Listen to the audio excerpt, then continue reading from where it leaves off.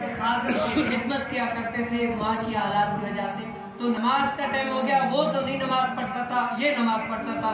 کہا کہ اے اللہ کے بندے ہو، مجھے کیا نماز کا ٹائم دے دیں، میں صرف نماز پڑھ کے واپسی آ رہا ہوں۔ کہا کہ چلو میں باہر کھڑا ہوتا ہوں، آپ نماز پڑھ کے آ جائیں۔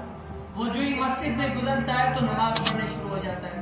نماز بھی ایسی پڑھی، ایسی خشوع و خضوع کے ساتھ، وہ باہر تھک گیا، کھڑے ہو کے تھک گیا، ابھی تک نہیں آ رہا یہ وہ، تو آواز دی ادھر ادھر اور کہا کہ تجھے کسی نے مسجد کے اندر باندھ لیا کیا جو باہر نہیں آتا؟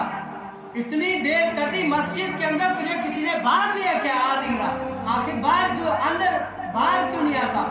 کہا کہ او صاحب، جس چیز نے تمہیں اندر آنے نہیں دے رہی نا، وہی چیز مجھے باہر نہیں آنے۔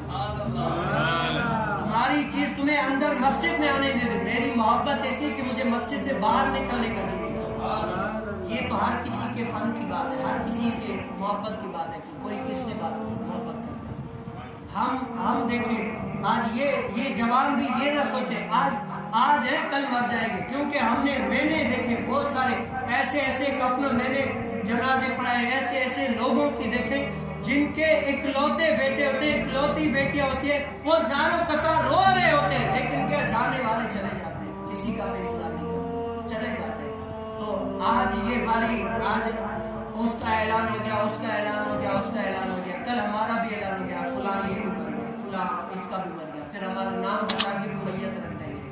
اب میت کا نماز جنازہ اتنے بجے، تیری حیثیت یہ کہ تیرا نام رہنے تک تجھ پر نہیں دیا جاتا، تیرے کپڑے بھی بدن سے اتار دیے جاتے ہیں، اتنی بھی اتنا ہے، لیکن کیا پھر بھی ہم نے موت کو یاد نہیں کیا۔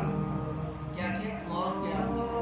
حضور علیہ السلام نے فرمایا جو موت کو کثرت سے یاد کرتا ہے اس کا دل تازہ ہو جائے گا، اس کا دل نرم ہو جائے گا۔ کیا ہوگا؟ موت کو کثرت سے یاد کرے گا، حضور علیہ السلام کی پر درود و سلام بھیجے گا، قرآن کی تلاوت کرے گا، تو اس کا دل جو ہے نا تر و تازہ ہو جائے گا۔ ہم دیکھیں کتنا کرتے ہیں، ہم کتنا کرتے ہیں۔ اب اسی مسجد میں کوئی ایسے بھی تھے جو پہلے ہمارے ساتھ تھے، آج نہیں۔ ہمارے تعلقات میں رابطے میں پہلے تھے، آج نہیں۔ کیا ہے بھائی؟ اس دنیا میں قرآن کریم فرقان حمید نے پہلے ہی فرما دیا، من ہوا علیہ فان، جو کچھ اس دنیا میں ہے ہوگا، سب کو فنا نہیں ہے، کوئی بھی نہیں رہے گا، رہے گا تو میرے رب کا نام رہے گا، بس اس کے علاوہ کسی کا نہیں ہے۔